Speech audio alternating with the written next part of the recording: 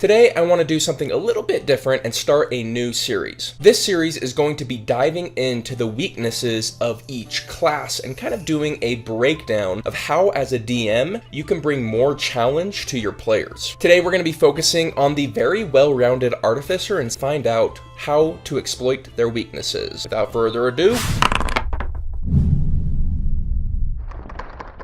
this video is sponsored by Obvious Mimic and their awesome shirts. Currently, I'm wearing their Eye of the Beholder Barbershop shirt. I really like these shirts. They take villains from D&D and then they give them a job. So for example, the Barbershop is a beholder, and then we have a Mind Flayer who can do hypnotherapy. It's a really cool line of shirts. It's really high quality, and they have more lines of shirts if that's not your style. They have tourism shirts for locations in D&D, so if you ever wanted an Underdark tourist shirt, now you can. But with that, let's jump into today's video. So like Paladins, Artificers are actually really incredibly well-rounded on their own. Let's dive into that a little bit. They are capable of getting some of the best AC in the entire game. This is largely thanks to getting solid medium armor and having infusions. And then when it comes to their saves, they have Flash of Genius, which gives them an incredibly high save once per round. So they have great AC and they have great saves. Their defenses are on point. So with such high defenses, how do we exploit this class? Well, Artificers are half-casters. Now you might say that's not a weakness. Rangers and Paladins are half-casters too. However, they inherently have extra attack, where Artificer does not. They get cantrips to scale inherently, but cantrips don't scale as well, especially when you consider that cantrips are scaling just as well for full casters who are getting way better spells. So the first weakness of Artificer is their damage output. And it's no wonder that when you take a look at Artificer and you rate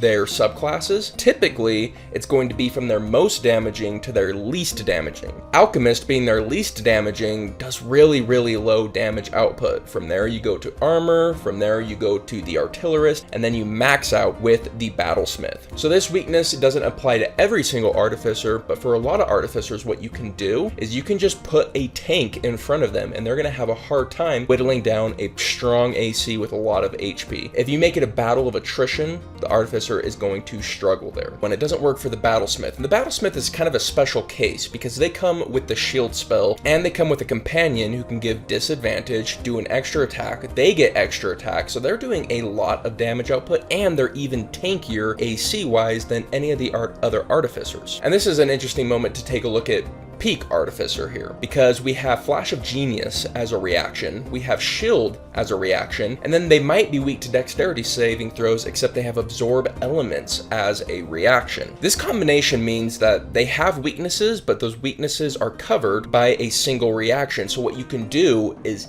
if they are an optimized Artificer, you can do reaction overload. Don't put one threat into your combat, put three that are targeting different things. One targets wisdom saving throws, the other does AoE blasts, and the other one does high damage output with really accurate attacks. By doing reaction overload, you force your Artificer to make a choice on how they want to spend their reaction. Alternatively, you can do just big AoE blast, and now there's a choice. Does the Artificer defend themselves, or do they defend the concentrating wizard with their Flash of Genius? It's something to watch out for if you want to put more pressure on your Artificer. Similar to the last one, take note that all of their primary defenses are reaction based and resource based. So what you can do is just extend the amount of time between rests, force them to be more deliberate with their resources, and if they don't, they spend them all on being very defensive early, they're going to lose them in the later game, where you can then put a lot more pressure on them doing basically anything. So just as a quick conclusion, way number one is to exploit their low damage output. Way number two is to give them reaction overload, and way number three is to drain their resources. These are great ways to exploit Artificers' weaknesses, who are actually a pretty tricky class to exploit their weaknesses. They're pretty dang well-rounded. That's just my take on the subject. What's your guys's? What do you think Artificers' biggest weaknesses are? Let me know in the comments down below. But with that, my friends, I hope you have yourselves an incredible day, and I'll catch you on the next one.